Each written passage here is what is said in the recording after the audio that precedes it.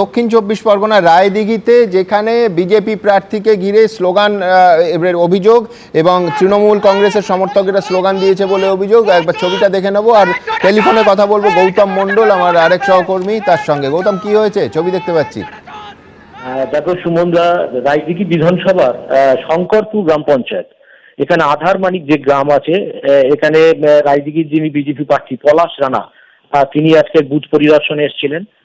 সেই সময় যখন পরিদর্শন করে বেরিয়ে যাওয়ার মুখে তার গাড়ি ঘিরে ধরেন, অভিযোগ তৃণমূল কর্মী সমর্থকরা তার গাড়ি ঘিরে ধরেন এবং তাকে চোর চোর স্লোগান দিতে থাকেন এবং বেশ কিছুজন বাধা দেওয়ার চেষ্টা করেন। তার গাড়িটাকে ওখানে রুখে দেওয়ার চেষ্টা করা হয়, কিন্তু তিনি গাড়ি থেকে নামেননি। গাড়ি কাঁচ তোলা ছিল, তাকে গাড়ি থেকে নামানোর চেষ্টা করা হয়েছিল বলেও অভিযোগ বিজেপির পক্ষ থেকে।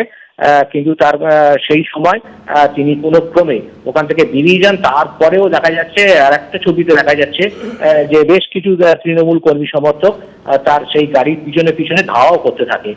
তবে এই মুহূর্তে তিনি ওখান থেকে বেরিয়ে গিয়েছেন এবং পরিস্থিতি এই মুহূর্তে তারপরে পরবর্তীকালে ওই এলাকায়। ধন্যবাদ গৌতম। তৃণমূলকে তাড়া করছে আইএসএফ। হ্যাঁ, এই পশ্চিমবঙ্গে, অবাক হবেন না, এই মুহূর্তে সে ছবিও দেখতে পাচ্ছেন।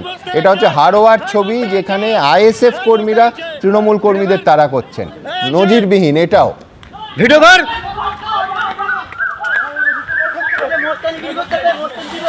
এই সে মোস্তানগিরি করছে, মোস্তানগিরি করছে, এই সে মোস্তানি করছে, মোস্তানিগিরি করছে,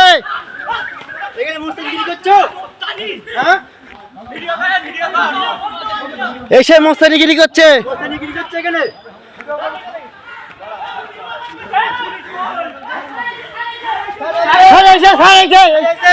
সমীরণ পাল টেলিফোন লাইনে আছে, একটু শুনে নেবো কি ব্যাপার।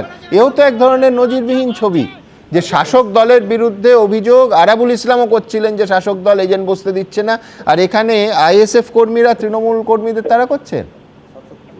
একেবারে সুমনদা, যে শাসন থানা এলাকা, যেখানে আগে দেখা যেত বাম আমলের সিপিএম এর দাপট, বিগত নির্বাচনে তৃণমূলের দাপট দেখা যাচ্ছে, আজকে তৃণমূল দাপট দেখাতে গিয়ে রীতিমতো তারা খেয়েছে আইএসএফ সমর্থকদের কাছে। যে ঘটনা ঘটেছে হাড়োয়া বিধানসভার দাসপুর গ্রাম পঞ্চায়েতের কামিগাছি গ্রাম, সেখানে সকালবেলা গ্রামের মধ্যে ঢুকে তৃণমূল আশ্রিত দুষ্কৃতীরা বাড়ি বাড়ি গিয়ে সাধারণ ভোটারদেরকে হুমকি দিচ্ছিল তারা যেন ভোট দিতে না যায়। সেই সময় আইএসএফ সমর্থকরা খবর পায়, তারপরে তারা সংঘবদ্ধ হয়ে তৃণমূল সমর্থকদের তাড়া করে, রীতিমতো ধাওয়া করে তাদেরকে গ্রাম ছাড়া করে। তৃণমূলের বক্তব্য, দাসপুর গ্রাম পঞ্চায়েতের স্থানীয় তৃণমূল সদস্য জানিয়েছেন যে তারা কোনো ধরনের ভয় ভীতি দেখাননি ভোটারদেরকে। আইএসএফ অহেতুক অভিযোগ করছে, কিন্তু আইএসএফ এর তরফ থেকে স্পষ্ট অভিযোগ করা হচ্ছে যে দাসপুর গ্রাম পঞ্চায়েত এই এলাকায় যেখানে আইএসএফ সমর্থকদের বসবাস রয়েছে, তারা যাতে ভোট দিতে না পারে সেই কারণে তৃণমূল আশ্রিত দুষ্কৃতীরা রীতিমতো গ্রামে ঢুকে তাণ্ডব চালিয়েছে, ভোটারদের ভয় দেখিয়েছে।